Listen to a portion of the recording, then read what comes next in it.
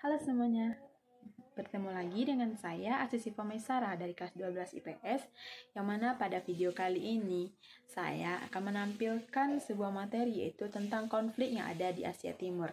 Nah, sebelumnya video yang akan kalian tonton ini itu adalah video dari tugas akhir pembelajaran sejarah peminatan sebagai ujian praktek, yang mana pembelajaran ini itu dibimbing oleh Ibu Yulia Santi sendiri. Nah, pada pembahasan kali ini itu akan banyak materi yang akan kita bahas pada video ini, dan saya harap teman-teman semuanya bisa mengikuti video ini dari awal sampai akhir. Nah, sebelumnya saya mau memberitahu satu hal tentang apa saja yang akan kita bahas pada video kali ini. Dan saya akan memberikan satu clue, yang mana nanti di pembahasan ini akan ada penamaan suatu tempat. Tempatnya yang dituju itu satu, namun namanya yang berbeda. Nah, gimana tuh?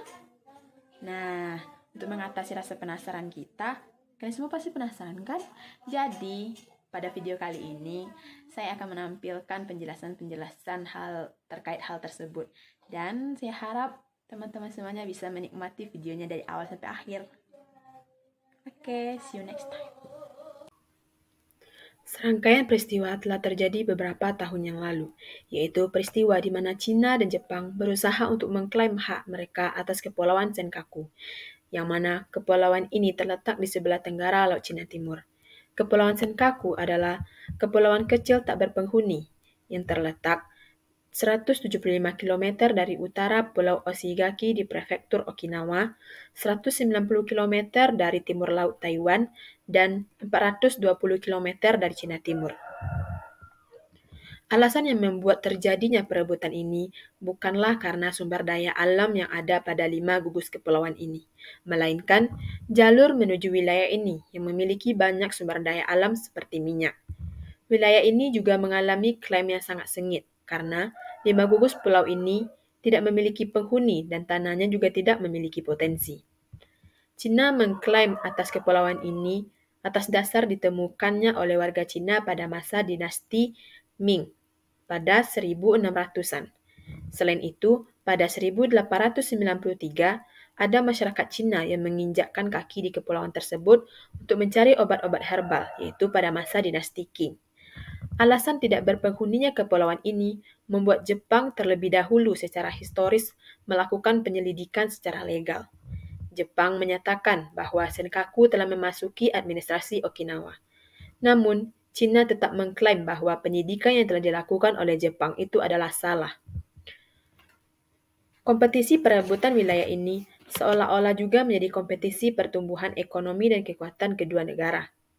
Keberhasilan Jepang yang telah terlebih dahulu mengklaim wilayah ini sebagai kepemilikannya memiliki faktor pendukung dari luar, yaitu dengan adanya keberadaan Amerika Serikat.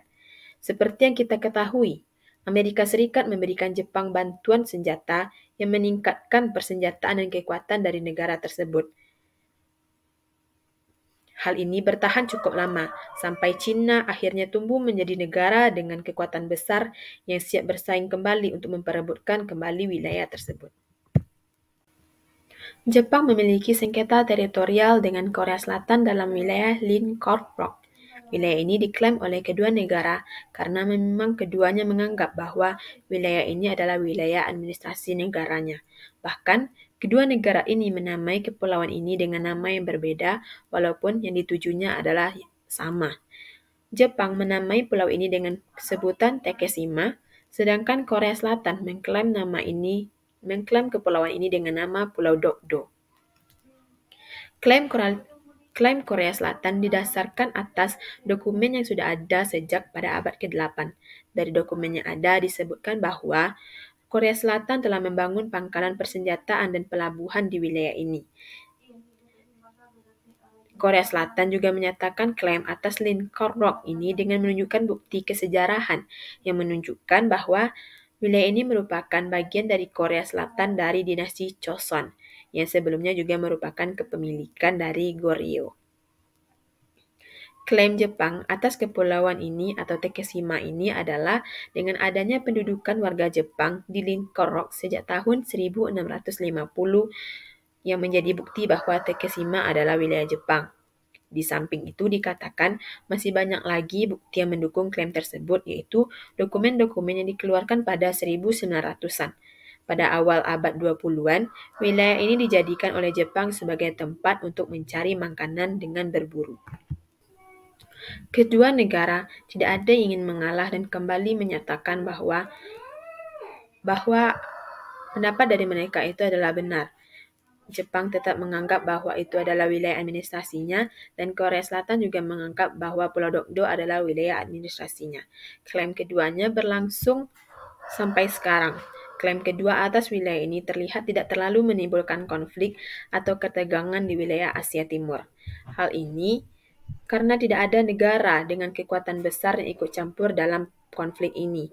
Amerika Serikat yang notabene adalah sekutu kedua negara ini lebih memilih untuk tidak memihak kepada negara manapun dengan tujuan untuk mempertahankan kepercayaan dari masing-masing negara ini.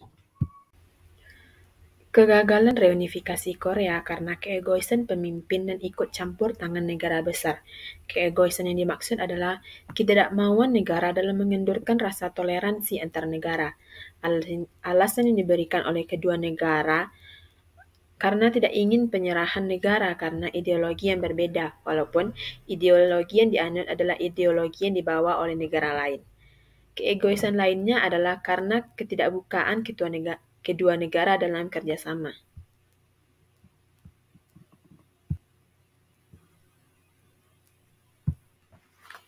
Melihat ideologi yang dianut oleh kedua negara ini, yang dibawa oleh dua negara yang berbeda, yaitu Rusia dan Amerika Serikat. Alasan belum terjadinya reunifikasi di Korea adalah adanya keterlibatan dari dua negara ini, yaitu Rusia dan Amerika Serikat. Korea Utara yang menganut sistem sosial komunis sesuai dengan negara yang membawanya, yaitu Rusia. Sedangkan Amerika Serikat membawa pengaruh demokrasi liberal pada Korea Selatan. Perang ideologi ini sangat tampak pada Perang Korea pada tahun 1950 sampai 1953. Pada tahun 1950, paham komunis yang dibawa oleh Rusia mempengaruhi hampir 90% wilayah Korea. Baru kemudian pada tahun 1951 terdapat pengaruh Amerika dan PBB pada ideologi demokrasi liberal di Korea. Pada tahun 1953 dibagikan wilayah Korea seperti yang ada pada saat sekarang ini. Pada Perang Korea tersebut, kedua negara besar bahkan memberikan pasokan persenjataan pada Korea Utara dan Korea Selatan. Tidak hanya persenjataan, tetapi juga kedua negara Korea diberikan pelatihan militer dan senantiasa didukung pergerakannya. Belum terjadinya reunifikasi Korea karena kedua negara ini masing-masing ingin menguasai wilayah Asia Timur. Jika salah satu pihak berhasil mengontrol wilayah ini, dimungkinkan akan adanya negara superpower yang juga dapat mengontrol Asia Timur dan dunia. Usaha reunifikasi ini telah beberapa kali menjadi agenda tersendiri. Pembentukan Four-Party Talks, Six-Party Talks, and the Trilateral Coordination and Oversight Group adalah bentuk nyata usaha penyelesaian konflik dan reunifikasi Korea. Namun, cara-cara ini gagal dilakukan dan malah hanya dijadikan sebagai ajang promosi kerjasama oleh Amerika Serikat dan China. Selanjutnya yaitu sengketa Kepulauan Spratly, Paracel, and Scarborough Shoal. Ketiga kepulauan ini adalah tiga bagian yang banyak diklaim oleh negara-negara di sekitarnya. Paracel sendiri diklaim oleh negara Cina, Taiwan, dan Vietnam. Scarborough Shoal itu diklaim oleh negara Cina dan Filipina, dan Spratly itu diklaim oleh Brunei, Filipina, Vietnam, dan Malaysia. Klaim atas ketiga kepulauan tersebut hanya didasarkan pada keputusan UNCLOS. Permasalahan ini terus berkembang karena klaim yang diberikan dapat terlihat jelas kalau Cina sebenarnya memang tidak memenuhi bukti bahwa kepulauan tersebut adalah bagian dari daerahnya. Taiwan dan Vietnam itu secara tegas menyatakan bahwa Kepulauan Paracel dan Spratly merupakan dua merupakan daerah kedaulatan negara Cina karena sebelum tahun 1940, Cina tidak mengklaim wilayah tersebut adalah wilayahnya. Sebelumnya, pada abad ke-17, Vietnam lebih dahulu mengklaim wilayah Paracel dan Spratly sebagai wilayah kedaulatan negaranya. Klaim Cina dan Filipina atas Scarborough Shoal dan Spratly juga didasarkan pada UNCLOS. Jika kita melihat memang wilayah keduanya ini lebih condong ke negara Filipina. Peraturan UNCLOS sendiri menyatakan bahwa batas wilayah laut adalah 200 mil ZEE, 12 mil wilayah perairan, dan 300 mil zona pendukung kehidupan. Penyelesaian sengketa Laut Cina Selatan ini sudah diupayakan sejak lama. Cina sendiri selalu mengusulkan adanya penyelesaian sengketa secara bilateral. Namun, saran ini ditolak oleh negara-negara yang bersengketa karena penyelesaian bilateral ini hanya akan menguntungkan Cina, terutama Cina ini adalah negara superpower dan juga berada di kawasan Asia Timur. Akhirnya, negara-negara yang bersengketa berusaha untuk menyelesaikan permasalahan ini melalui Badan Arbitrase Internasional. Badan ini melakukan penolakan atas klaim yang dilakukan oleh Cina. Namun, badan ini masih memberikan kesempatan kepada Cina untuk memberikan bukti-bukti nyata yang dapat menunjukkan bahwa klaim atas ketiga kepulauan ini itu jika memang benar.